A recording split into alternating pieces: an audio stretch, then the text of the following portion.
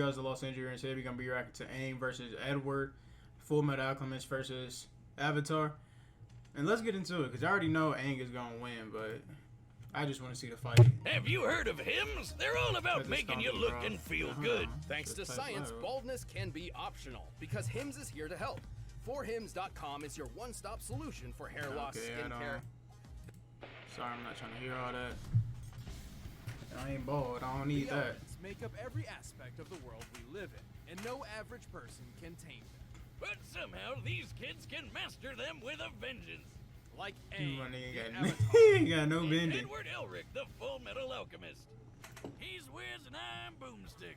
And it's our job to analyze their weapons, armor, and skills to find out who would win a death battle. Aang is gonna win, G. He's too overpowered. Like, Earth. Then he got the Avatar state, like fire.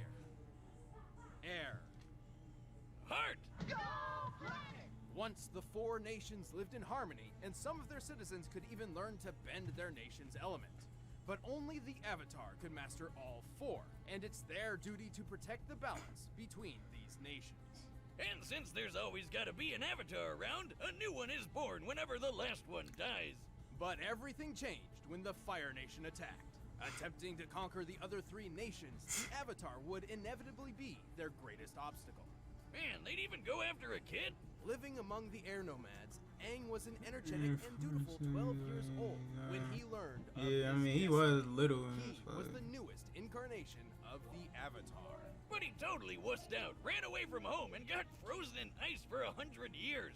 Yeah, that was crazy. That's not what I'd do if I found out I was an awesome elemental badass. I'd definitely find a way to make money off that. Boomstick, he's 12. But running away actually saved his life, as the Fire Nation knew the next Avatar would be an air nomad and slaughtered them all in a horrific surprise attack. But the poor kid wouldn't be stuck in ice forever. He was eventually rescued by some new friends and began his quest to learn the other elements and save the world. And as an air nomad, he can really bend the wind to his will. He can use air bending to create whirlwinds and tornadoes or slice through solid stone. And he can fly! Whee! Well, it's not exactly flying, Boomstick. What he actually does is manipulate the air currents to keep aloft. That's why he carries a glider, complete with snacks. Oh, well, I'm sure that'll come in handy. Whatever. If it looks like a duck and sounds like a duck, it's a duck. Or I guess, flying avatar guy. But ducks actually can fly. Anyway, Aang can use air in pretty much every aspect of his life. Like for shields, increasing his speed, improving agility, adjusting his body temperature, and even focusing his breath to use as an attack. After he learned waterbending from Paku and Katara, Aang can make whips, knives, and literal tsunamis. Hey, I can do that too. Just give me a pool and watch this cannonball fly. Does that mean I'm a waterbender? Sure. Waterbenders can also manipulate steam and ice. Just like how I, the great waterbender Boomstick the Wet, will use my powers to swim through this frozen block. You what? Yep. Waterbending 101. You can be jealous. Oh wow, I'm just bursting with envy. Bending powers, activate!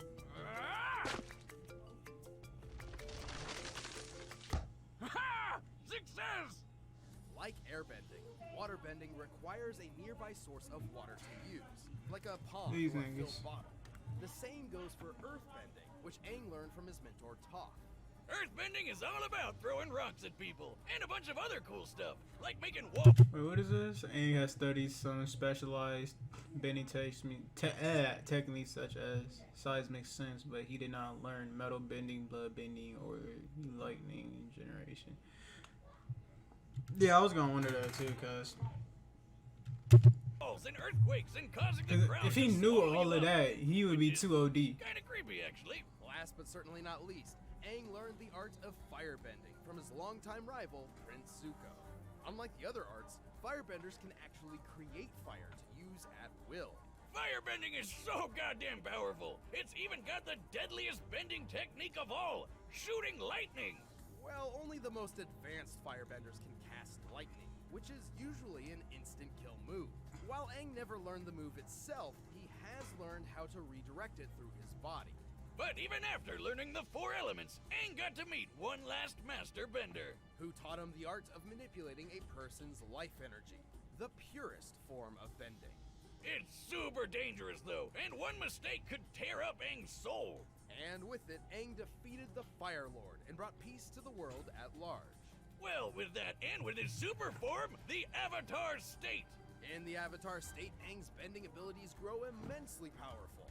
This is because the Avatar State lets Aang draw upon the power and wisdom of all previous Avatar incarnations. Though it is extremely risky, as dying while in the Avatar State ends the cycle of reincarnation permanently. Why would he care if he's dead anyway? Whatever, the coolest thing about the Avatar State is it makes you glow, like this. Behold! How are you doing that? Oh, I drank a bunch of glow sticks. You need to go to the doctor, like right now. My liver's processed way worse than this. Nigga, you would be dead. Abracadabra. Magic the gathering of... Well, with or without the Avatar State, Aang is plenty powerful. He has the ability to move gigantic stone columns and even carve canyons around an entire city. Not only has he survived hits from earthbending kings and massive explosions, he threw this gigantic column of rock at the Fire Lord. To get the column's mass, we compared Aang's height against it and determined it must weigh 9,500 tons. Aang's super fast too. With airbending, he can run on water. Which, given his size, requires a movement speed of well over 67 miles per hour. He used airbending to block a giant column-destroying explosive attack from the best-named character on the show, Combustion Man! And he's proven he could redirect lightning from the Fire Lord himself. Taking into account the distance between them and how far Aang's arm had to move to catch the lightning, he would have to react at least 155 times faster than sound. He is pretty unused to violence, though. I mean, he's a vegetarian pacifist for crying out loud. But while he may seem like just a kid, Aang still saved the world and led it into a peaceful future. To him, bending is Facts. elementary. If you want to be a bender, you have to let go of fear. Alchemists of old once tried to Too turn lead into deep, gold man. with not great results. But in the country of Amestris, the ancient science of alchemy is actually possible by using the Earth's natural energy to reshape the molecular structure of various objects. And by drawing a circle thingy. A transmutation circle, which most alchemists use except for the youthful prodigy, Edward Elric. Oh, what a little badass. Careful, Boomstick, he's a bit touchy about his size. Hey, if I lost my mom like he did, I'd get mad at the little stuff too. I'd be But mad Ed if and I his was brother 4'8" Alphonse too. figured they could bring her back with alchemy. So they went for it, but things went south real fast.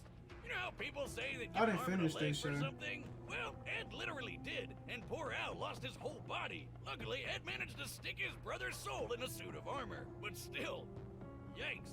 This horrible experience has forever marked the two brothers. No one is meant to transmute the human soul, and the boys were lucky just to escape with their lives. But he got something good out of it, like super secret knowledge, including how to do alchemy without a circle thingy. He just has to clap instead. So, worth it?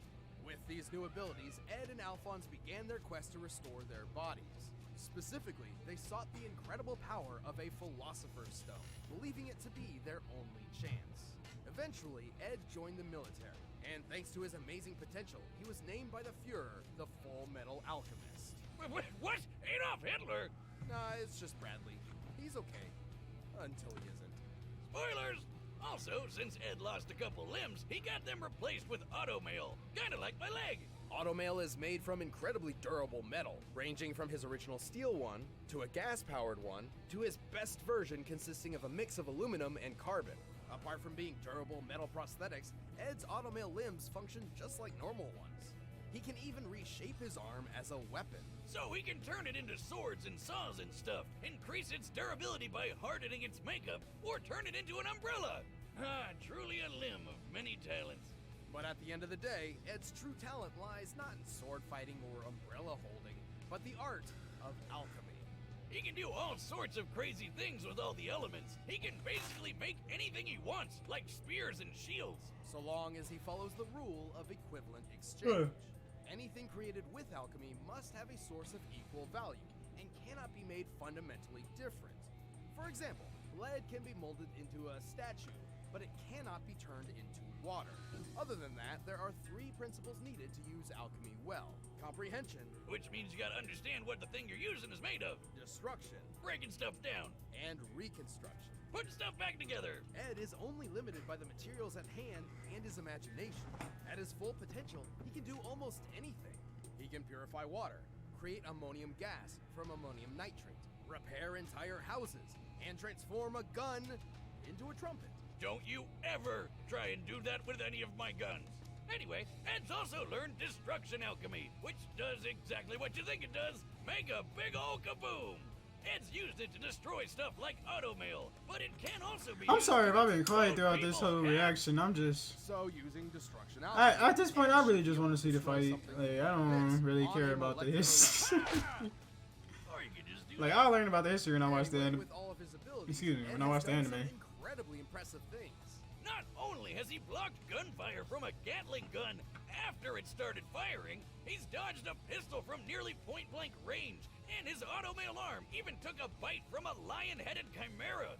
It was totally fine. Assuming this chimera has a similar bite force to that of a real lion, that means Ed's arm stood up to a force of 1,000 pounds per square inch. He's created a gigantic cannon and then survived that cannon exploding while he was standing on it. And then he survived being on top of a huge boulder exploding too. We can measure the boulder's explosion against Ed's size to get an approximate energy output. With a radius of 36 That was feet, obviously this trolling right blast there, must but have been equivalent to over 100 tons of TNT. How's that for equivalent exchange, bitches? He also This survived an nigga. explosion that took out most of a 10-story building. Even apart from being tough, Ed has shown considerable strength when using alchemy. Like when he created a gigantic golem to crush his opponent. By measuring the size of the stone golem's thumb, comparing it to the size of the average human's thumb, and using that scale to estimate the size of the golem, that gives us an estimated hold on, weight I'm of so over sorry. 3,000 metric tons. oh my All goodness. this without any Philosopher's Stone, because it turns out those things are really, really messed up. Right. Philosopher's Stones are extremely powerful and can be used in many different ways. Kimberly the Crimson Lotus Alchemist, for example, used one to create a massive explosion equal to 157 kilotons of TNT. However, it turns out that these stones are composed of imprisoned human souls. So Ed and Al vowed to avoid them on principle. Although Ed can boost his alchemic power in a similar manner by drawing on his own life force, increasing his potential at the cost of shortening his lifespan. But that's what Ed ultimately had to learn, what it truly means to let something go. And so he found another way to revive Al's body, sacrificing his own power for the sake of family. Aw, what a nice guy. But all in all, so long as Ed knows what he's trying to transmute, he's an amazing force to be reckoned with. Now let's go home. Together.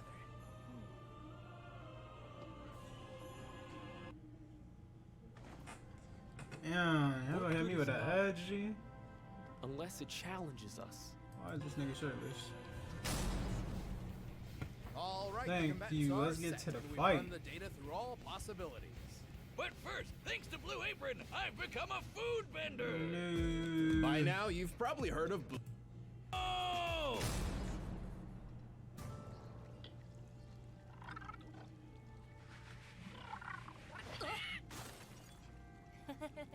Sorry, Momo. You're just too little. Little! Who are you calling a pipsqueak, you stupid hairless kid? Nobody? I'll show you!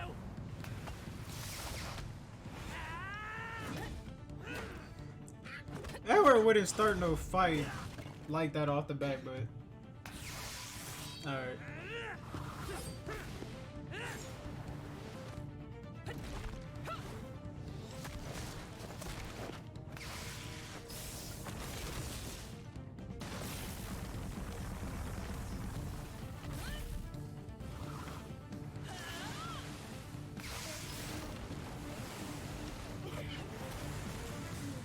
A lot of advantages to being short. Like you'll never hit your head on door frames, and I'm still growing!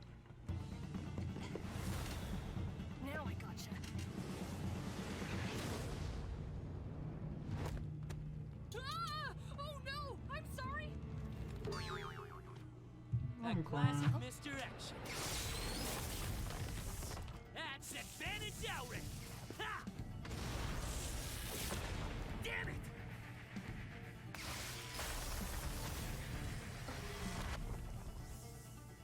How's this for small?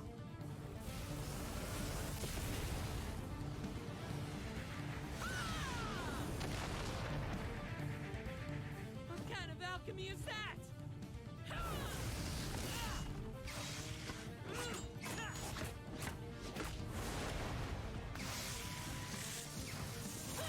Okay, no more clappy magic.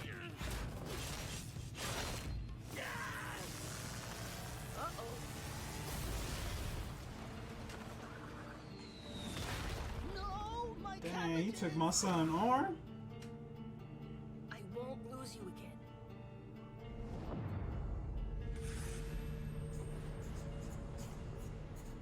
There you are. Nice try, Shorty!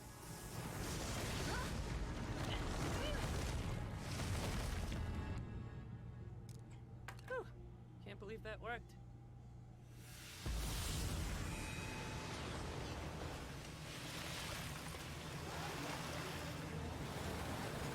This ends now. She don't want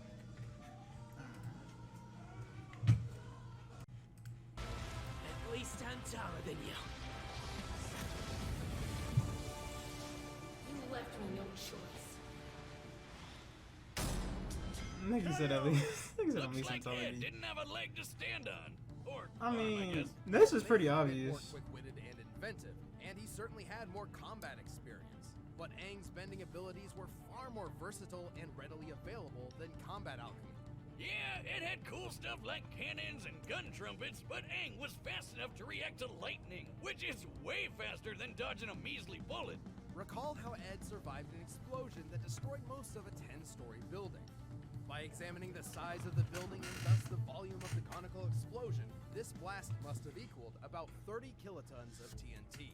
That's cool, but Aang did way more when he carved up a circle around that city in Avatar State. The force to blast such a huge ravine around the city of Yu Dao was a massive undertaking. By measuring the width, length, and depth of the affected area compared to the size of the city, we found it would take almost 160 kilotons of TNT to pull that off. More than 5 times greater than Ed's best durability feat. So Aang definitely had the stuff to crush Ed's automail arm and the rest of him.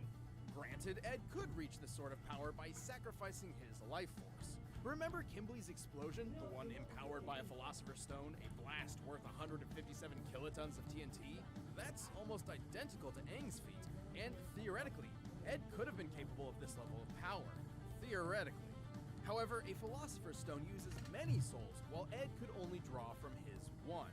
Not to mention, drawing from his own life force meant his power-up had a very short and dangerous duration limit compared to the Avatar state, which has no such limit. But even so, Ed's tactics and creativity kept him in the fight, yet the Avatar's speed, power, and versatility was too much for him. It Maybe wasn't a pacifist in competition. canon and would hardly kill anyone, but unleashing his full power is a sight to behold. Just when Ed thought he had the hang of it, he alchemist the mark. The winner is Y'all Avatar gotta, Aang. y'all gotta stop. Boy, you gonna your mama gonna whoop your ass. Like I said, I knew Aang was gonna win, but if you guys enjoyed this video, please like, comment, share, and subscribe. If you are new, make sure you guys hit that notification bell so you guys be notified when I upload a video, and make sure you guys go check out the No Filter channel, and I'm out.